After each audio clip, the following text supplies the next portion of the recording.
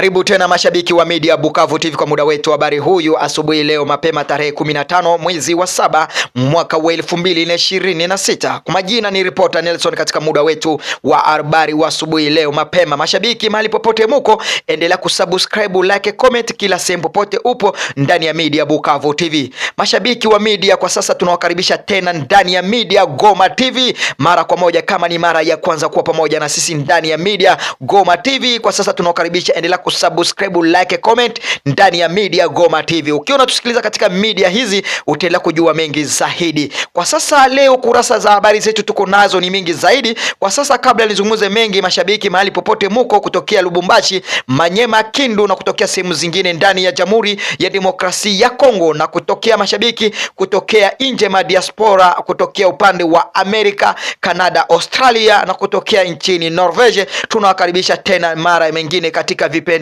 vyetu vya habari vya leo. Kwa sasa leo tuko na mengi ya kuwatangazia katika yote yanayopitikana katika ndani ya uwanja mapigano. Kwa sasa mashabiki zangu, nimekuuliza tayari umesha kujiabone ama umesha kusubscribe? Na ukisubscribe kijiabone mara moja, eka comment yako tayari unieleze wewe ni shabiki kutokea upande gani. Mashabiki zangu mara moja nawapeleka katika habari zetu tuko nazo katika habari zetu za leo. Kwa sasa nawapeleka ndani ya uwanja wenye mapigano ndani ya seta ndani ya Jamhuri ya Demokrasia ya Kongo. Habari zetu mara moja nakuja kuwapeleka ndani ulayani Masisi.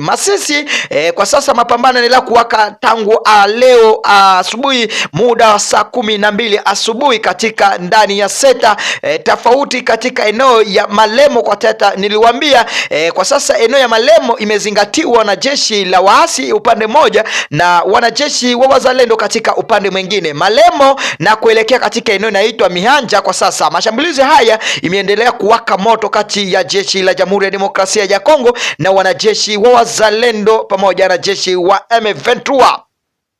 Tarehe 12 mwezi wa 7 mwaka wa 2020, mashambulizi tu ameendelea kuwaka katika ndani ya seta. Ilikuwa katika tangu tarehe 12 ndio mashambulizi alianza katika eneo ya Malemo mpaka ndani ya kijiji cha Mihanja, na kwa sasa mashambulizi ameanza mpaka tarehe 13, mashambulizi akisonga tu mpaka tarehe 14, mashambulizi ameamuka tena mpaka tarehe 15.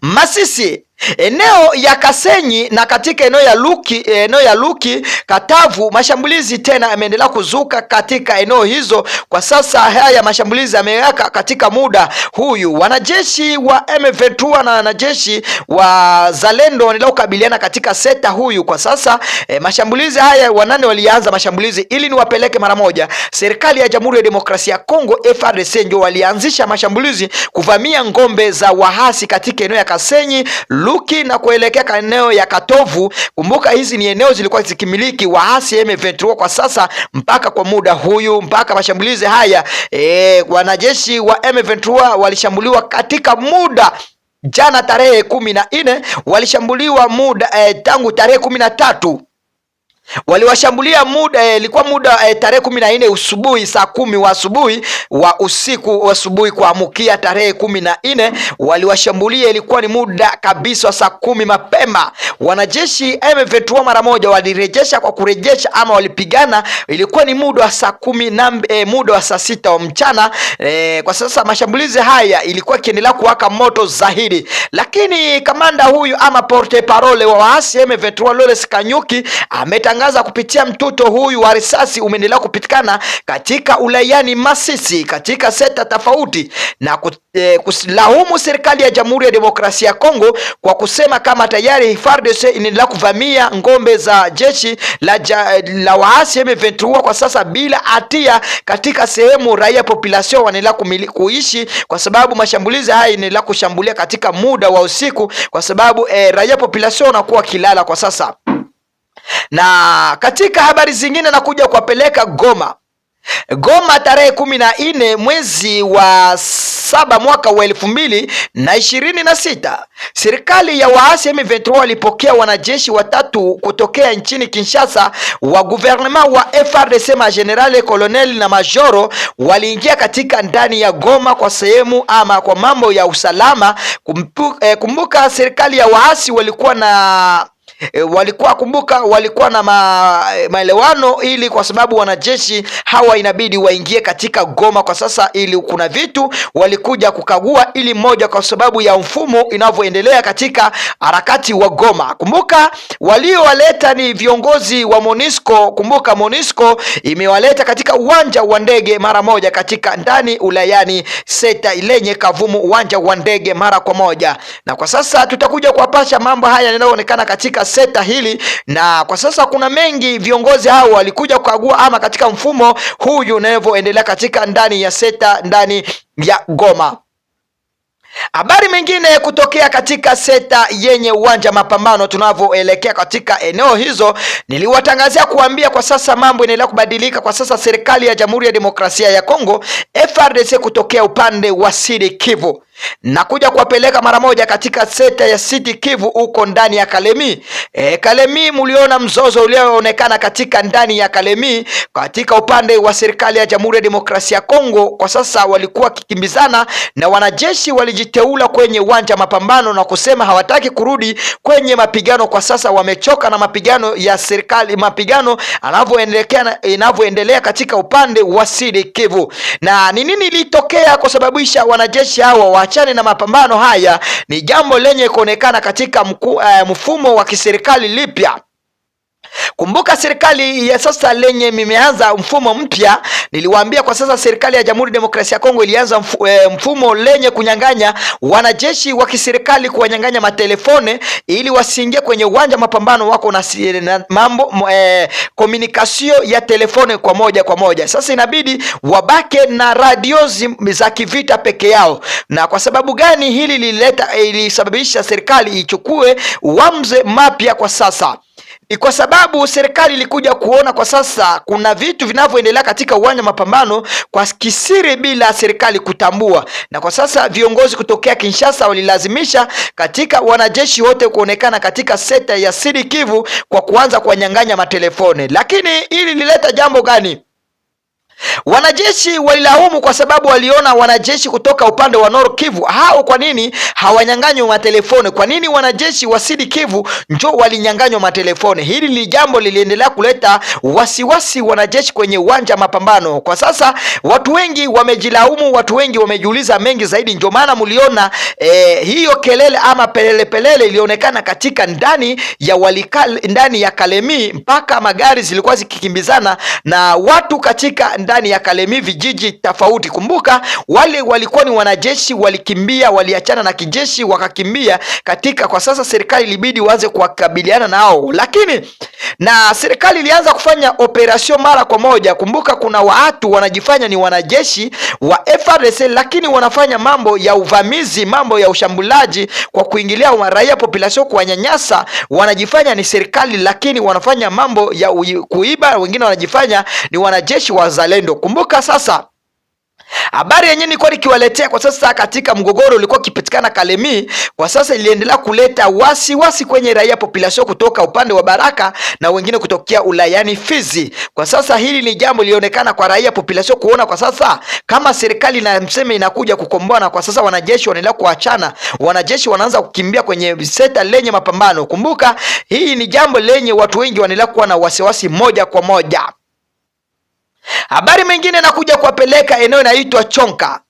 Kwa sasa eneo ya Chonka kwa sasa kumeonekana hali mbaya zaidi, kwa sababu vijiji vinaokumbatia Chonka kwa sasa raia population kutokea eneo inaitwa Nyandela ndani ya seta ya Kangulo kutoka eneo ya kijiji cha Nyamongo, kulionekana mavamizi kati la serikali ya Jamhuri ya Demokrasia ya Kongo, wanajeshi saba waliofanya uvamizi wa uporaji katika soko la Nyamembe, kuivia wa raia population pesa zao katika vijiji hivyo. Na kwa sasa hili ni jambo linaloonekana katika seta moja kwa moja, na kuja kuwapeleka eneo inaitwa Chulwe.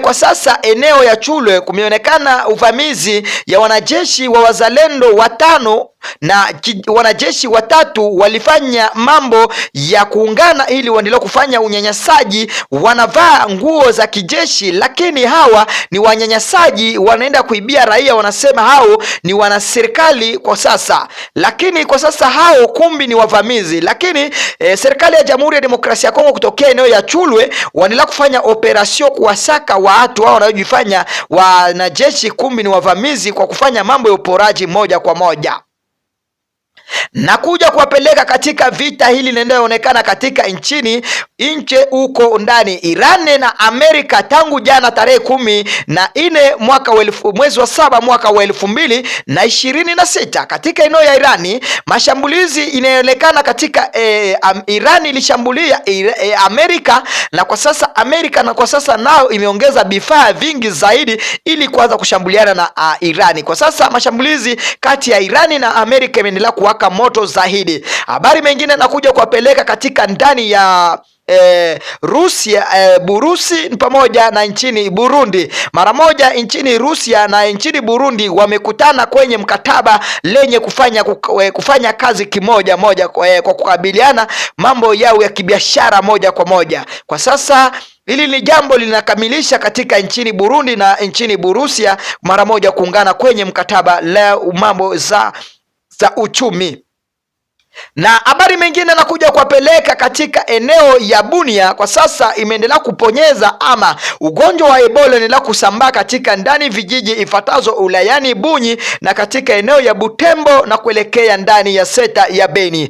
Na habari mengine kwa sasa nimewaletea kwa sasa katika habari zetu kwa leo, na kuja kuwapeleka tena habari zingine tumepata Beni kwa sasa kumekuwa mashambulizi ya wanajeshi wa ADF wamevamia raia population na wanajeshi. Kwa sasa kumekufa watu saba kati ya jeshi la Jamhuri ya Demokrasia ya Kongo kumekufa wanajeshi watatu na raia population kumekufa raia wa ine. Kwa sasa wote kwa ujumla ni watu wa 7 kwa sasa waliopoteza maisha jana tarehe 14 mwezi wa 7 mwaka wa 2026. Na kama unavyonisikiliza kupitia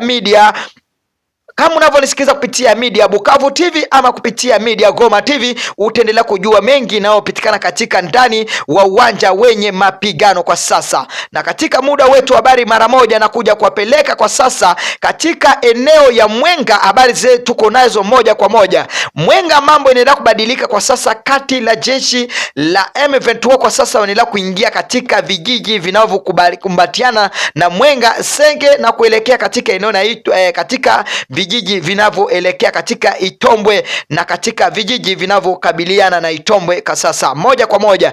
Na ulayani Fizi tena wanajeshi wazalendo wameacha kijiji cha Kiseke mara kwa moja. Kwa sasa wanajeshi